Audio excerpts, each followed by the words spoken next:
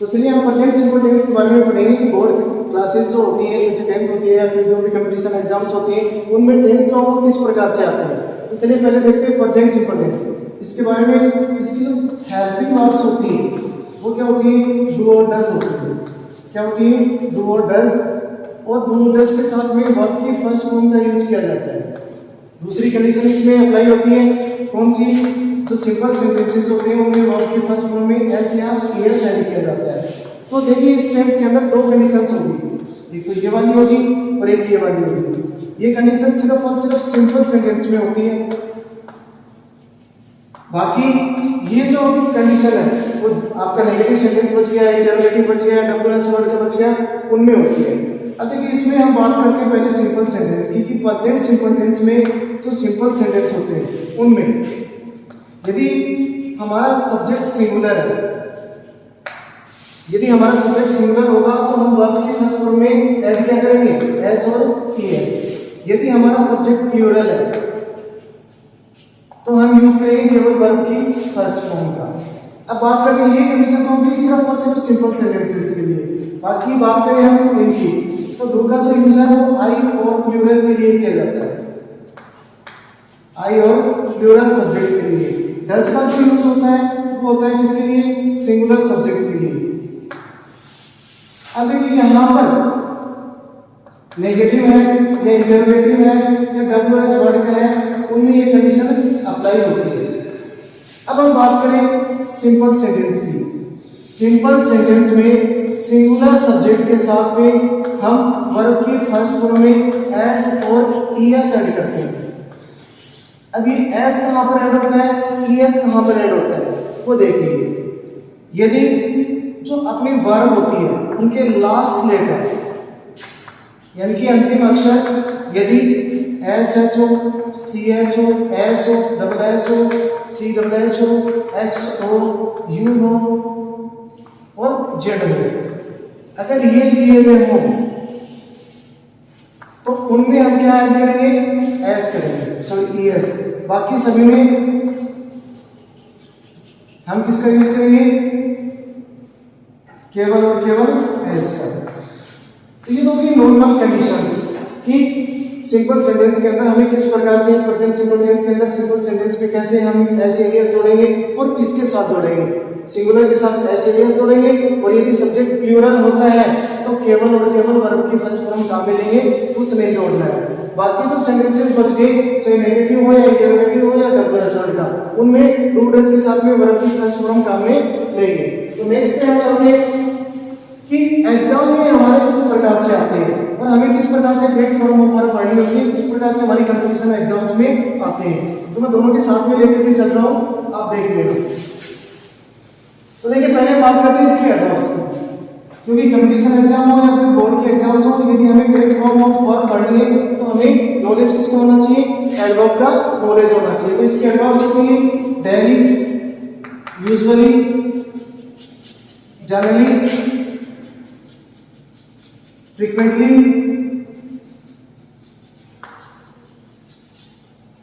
occasionally,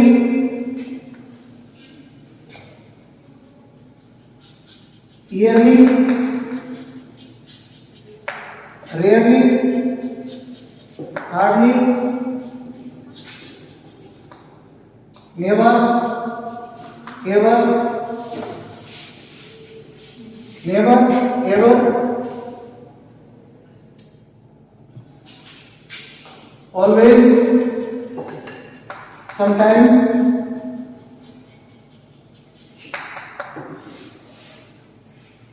seldom, often,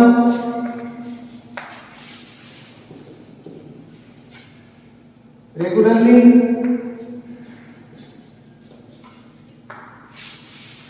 in the morning,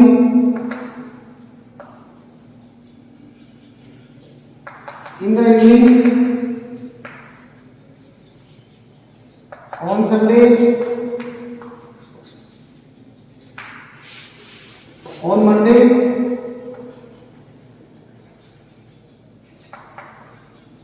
every day, every week, every month, every year, etc. Each day, each week, each month, each year, once a day. इसी प्रकार से once a day, once a week, once a month, once a year. Same twice a day, twice a week, twice a month. इस प्रकार से हमें क्या करना है, एडवर्ब्स चेक करनी है किस सेंटेंस के अंदर हमें एडवर्ब कौन से टेंस की दे रखी है, हमें इसमें कौन सा भरना है। तो देखिए एग्जाम में जो आपको किस प्रकार से आएंगे, चाहे आपके पास बोर्ड के एग्जाम हो, 10th क्लास के हो या फिर 11th के हो या फिर 9th के हो या फिर कोई भी कंपटीशन एग्जाम हो, सेम फॉर्मेट कर दिया गया है। तो देखिए फॉर एग्जांपल यहां पर दे दिया सी फूड डेली। अब आपके पास एक सेंटेंस है सी फूड डेली, इसमें हमें 4 ऑप्शन मिलेंगे। तो यहाँ पे दे दिया इज कुकिंग, बी दे दिया आर कुकिंग, सी दे दिया कुक्स और डी ऑप्शन दे दिया कुक। अब देखना है अपने कि एडवर्ब कौन से टेंस की है, प्रेजेंट सिंपल टेंस की है। तो प्रेजेंट सिंपल टेंस की एडवर्ब है तो इसका मतलब ये प्रेजेंट कंटीन्यूअस का वर्ब है, इसका मतलब ये तो आएगा ही नहीं, ये भी प्रेजेंट कंटीन्यूअस का है, ये भी नहीं आएगा। अब बच्चे अपने पास ऑप्शन दो, एक में दे रखा है कुक्स, एक में दे रखा है कुक। जैसा कि मैंने आपको बताया कि सिंपल सेंटेंस के अंदर यदि सिंगुलर सब्जेक्ट है तो वर्ब की फर्स्ट फॉर्म में एस या एस जोड़ेंगे, और यदि सब्जेक्ट प्लूरल होता है तो वर्ब की फर्स्ट फॉर्म आती है। इसका मतलब ये वाला तो ऑप्शन है नहीं, क्योंकि अपना सब्जेक्ट कैसा है, सिंगुलर, तो इसका ऑप्शन क्या हो जाएगा, डी। तो ये है, एक बार आप जो है इसका स्क्रीनशॉट ले लीजिए, फिर आगे चलते हैं।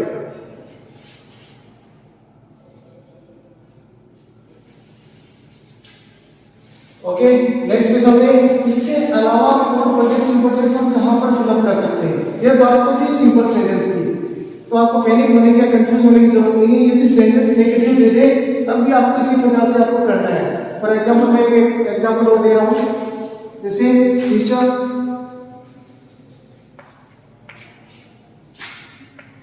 English everyday. यहां पर अपने पास एक सेंटेंस है, इसके हम ऑप्शन लिखते हैं डू नॉट स्पीक, ऑप्शन दे दिया तो are not speaking,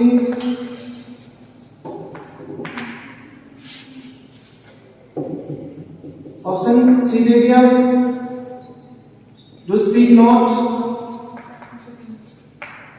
D option दे दिया do not speak.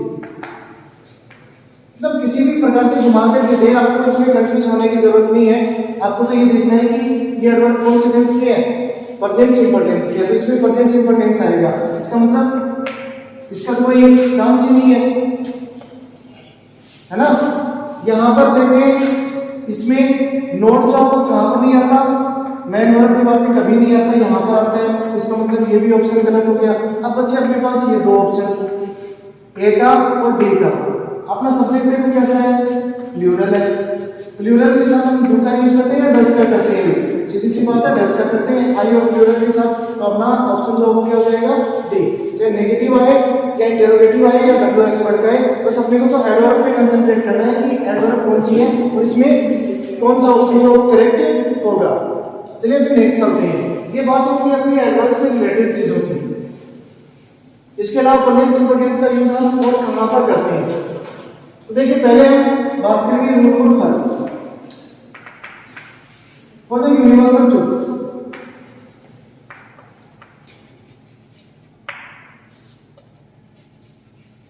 For the universal truth यानी जो सार्वभौमिक सत्य होता है उसके लिए हम किसका यूज करेंगे, प्रेजेंट सिंपल टेंस का यूज करेंगे।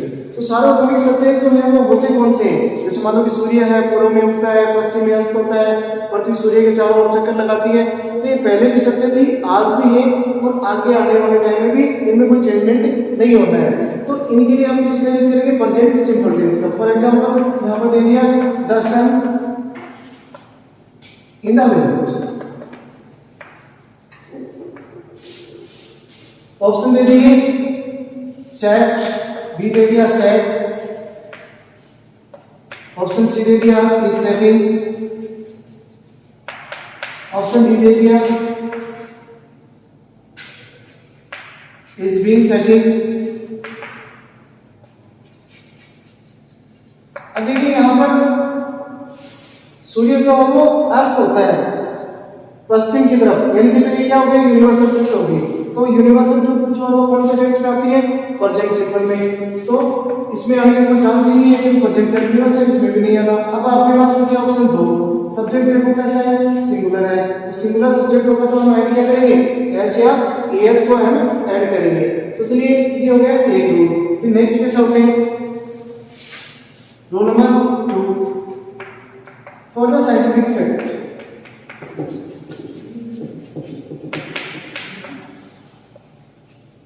जो वैज्ञानिक तथ्य होते हैं उनके लिए भी हम प्रेजेंट सिंपल टेंस का यूज करते हैं, क्योंकि विज्ञान ने जिस चीज को प्रूव किया है वो सत्य है। क्योंकि विज्ञान जो साइंस है वो कभी भी इस चीज पे बिलीव नहीं करती है कि जो चीज पे, यानी कि वो इसको एक्सपेरिमेंट करके उस चीज को प्रूव करती है। और जिन चीजों को प्रूव किया जाता है वो फैक्चुअल होते हैं, यानी कि तथ्यात्मक होते हैं। तो उनके लिए हम किसका यूज करेंगे, प्रेजेंट सिंपल टेंस का ही यूज करेंगे। फॉर एग्जांपल वाटर है एट 100 डिग्री सेंटीग्रेड, इसमें दे दिया बॉयल, ऑप्शन बी दे दिया बॉयल्स, ऑप्शन सी दे दिया is boiling,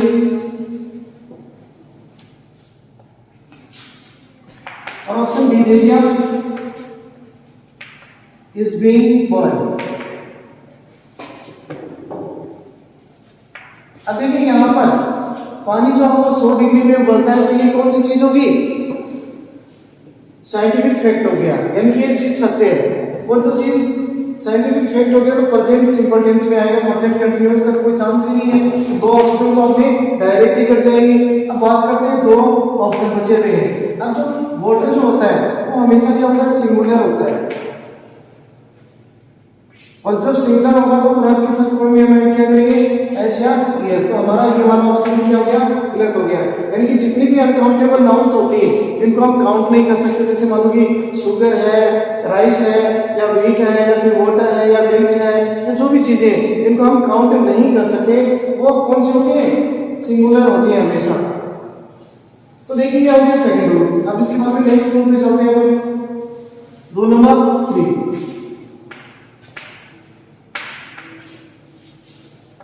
for the habitual fact।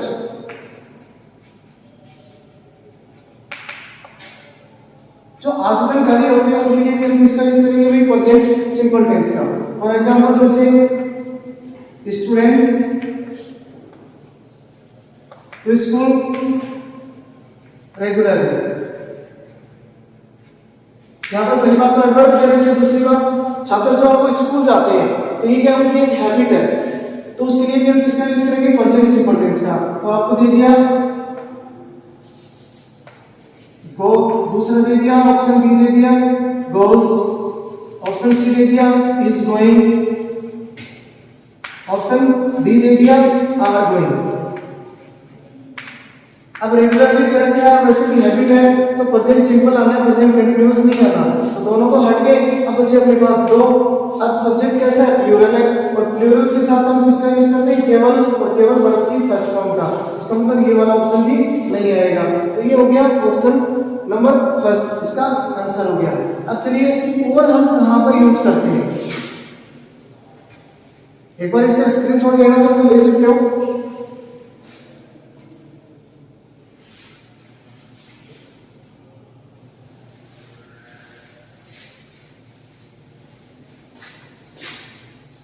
उसके बाद में देखिए रूल नंबर 4,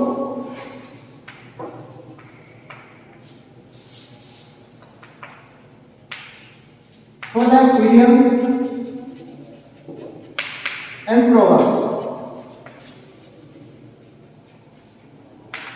जो मुहावरे और लोकोक्ति होती है उनके लिए भी हम इसका यूज करते हैं, प्रेजेंट सिंपल टेंस का यूज करते हैं। अब for example slow and study rash.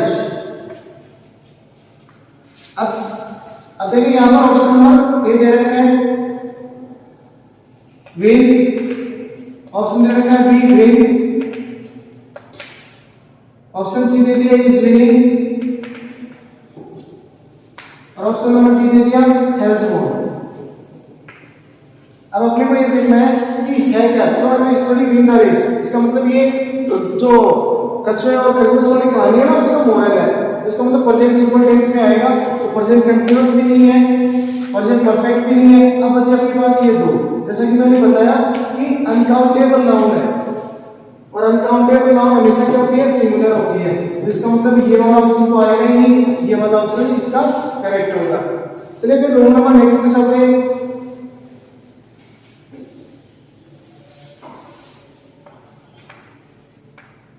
Roll number 5, for that inherited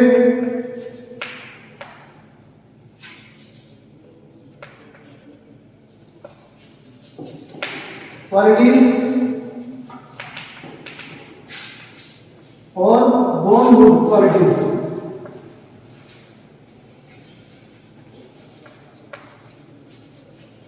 चाहे तो आप इसे जन्मजात गुण मान लो या वांछिक आनुवंशिक गुण मान लो, कि जो भी होते हैं आनुवंशिक हो या फिर जन्मजात गुण हो, उनके लिए हम किसका यूज करेंगे भाई, प्रेजेंट सिंपल टेंस का।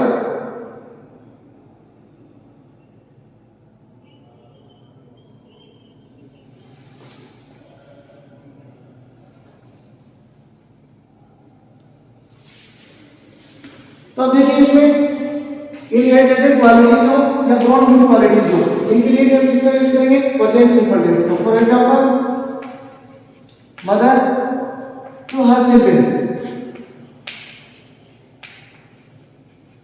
मां जो अपने बच्चों से स्नेह करती है, तो ये उसके अंदर क्या पाया जाता है, जन्म से ये गुण पाया जाता है, यानी कि ये क्या उसका आनुवंशिक गुण है, तो उसके लिए हम किसका यूज करेंगे, प्रेजेंट सिंपल टेंस का।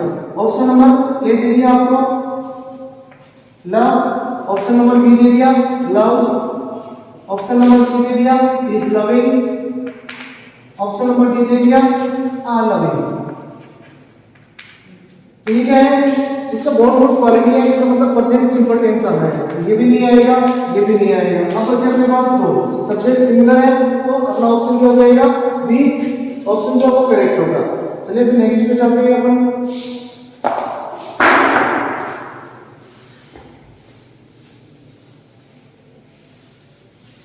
Rule number 6, for the future plan.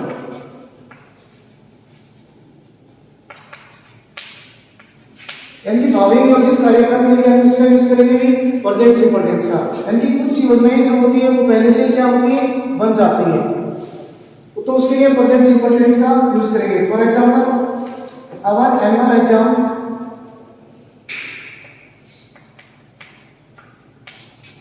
In March, कि हमारी वार्षिक परीक्षाएं क्या होंगी, मार्च में होंगी। फॉर एग्जाम्पल यहाँ पर दे दिया इसका स्टार्ट, ऑप्शन बी दे दिया स्टार्ट, ऑप्शन सी दे दिया इज स्टार्टिंग, ऑप्शन डी दे दिया हैज स्टार्टेड। अब देखो यहाँ पे जो है वो पहले से ऑलरेडी बता रहे हैं कि हमारी एग्जाम्स जो है वो मार्च में स्टार्ट होने वाली है, तो ये जब भी फ्यूचर प्लान होगी, तो प्रेजेंट कंटीन्यूअस का कोई मतलब ही नहीं है, प्रेजेंट परफेक्ट का भी कोई मतलब नहीं है, तो यहाँ पर ये दो बच गए। अब देखो यहाँ पर एग्जाम्स दे रखा है, तो प्लूरल सब्जेक्ट है, तो हमारा ऑप्शन नंबर ए जो है वो क्या होगा, करेक्ट होगा। अब देखिए इसमें जो सबसे इंपॉर्टेंट जो चीज आती है वो है rule number 7, if any sentence that is connected with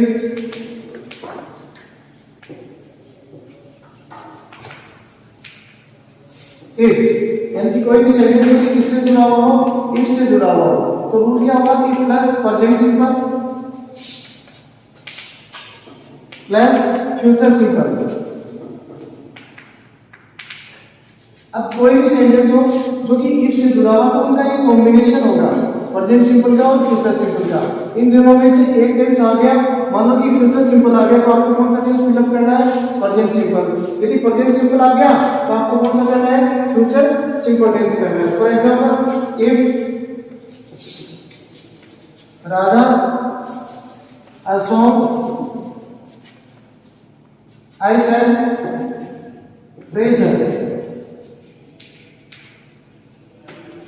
अब यहाँ पर सेंटेंस इफ से जुड़ा हुआ है, यहाँ पर फ्यूचर सिंपल टेंस दिया हुआ है। तो अब देखिए option number 1 sings, option B sing, option C is singing, option D is being singing.